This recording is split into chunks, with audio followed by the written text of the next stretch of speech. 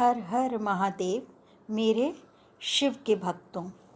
आज मैं आपको भगवान शिव के द्वारा कैसे सृष्टि की रचना हुई उसके बारे में बताती हूँ।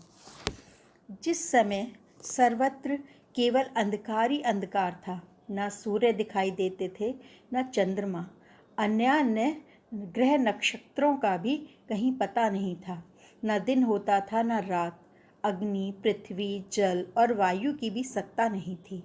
उस समय एकमात्र सत्य ब्रह्म अर्थात सदाशिव की ही सत्ता विद्यमान थी, जो अनादि और चिन्मय कही जाती है।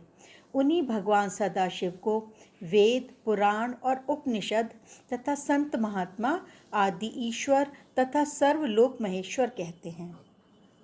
एक बार भगवान शिव के मन में सृष्टि रचने की इच्छा हुई। उन्होंने सोचा कि मैं एक से अनेक हो जाऊं।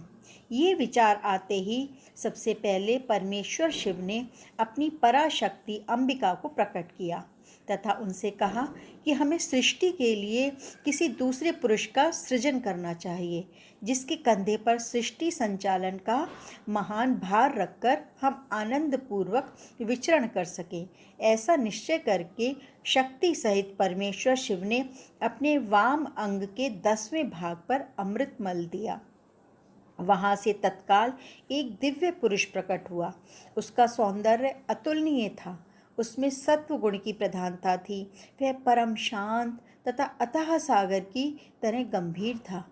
रेशमी पीतांबर से उसके अंग की शोभा द्विगुणित हो रही थी।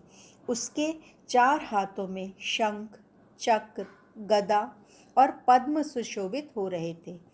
उस दिव्य पुरुष ने भगवान शिव को प्रणाम करके कहा कि हे भगवान, मेरा नाम निश्चित कीजिए और काम बताइए। उनकी बात सुनकर भगवान शंकर ने मुस्कुराकर कहा, वत्स, व्यापक होने के कारण तुम्हारा नाम विष्णु होगा। सृष्टि का पालन करना तुम्हारा कार्य होगा। इस समय तुम उत्तम तप करो। भगवान शिव का आदेश प्राप्त कर श्री विष्णु कठोर तपस्या करने लगे। उस तपस्या के श्रम से उनके अंगों से जल धाराएं निकलने लगीं, जिससे सूना आकाश भर गया। अंततः उन्होंने थककर उसी जल में शयन किया। जल अर्थात नार में शयन करने के कारण ही विष्णु का एक नाम नारायण हुआ। तदंतर सोए हुए नारायण की नाभि से एक उत्तम कमल प्रकट हुआ। उसी समय भगवान शिव ने अपने दाहिने अंग से चतुर्मुख ब्रह्मा को प्रकट करके उस कमल पर डाल दिया। महेश्वर की माया से मोहित हो जाने के कारण वह दिनों तक ब्रह्मा जी उस कमल के नाल में भ्रमण करते रहे, किंतु उन्हें अपने उत्पत्तिकर्ता का पता नहीं लगा।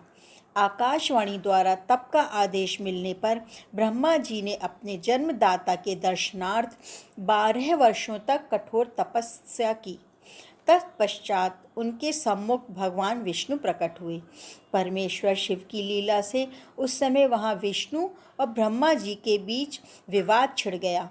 सहसा उन दोनों के मध्य एक दिव्य अग्नि स्तंभ प्रकट हुआ। बहुत प्रयास के बाद भी ब्रह्मा और विष्णु उस अग्नि स्तंभ के आदि अनंत का पता नहीं लगा सके।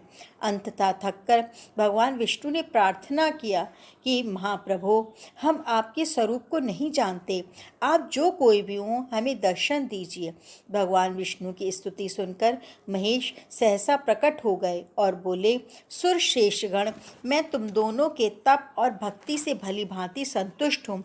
ब्राह्मण, तुम मेरी आज्ञा से जगत की सृष्टि करो और वत्स विष्णु, तुम इस चराचर जगत का पालन करो।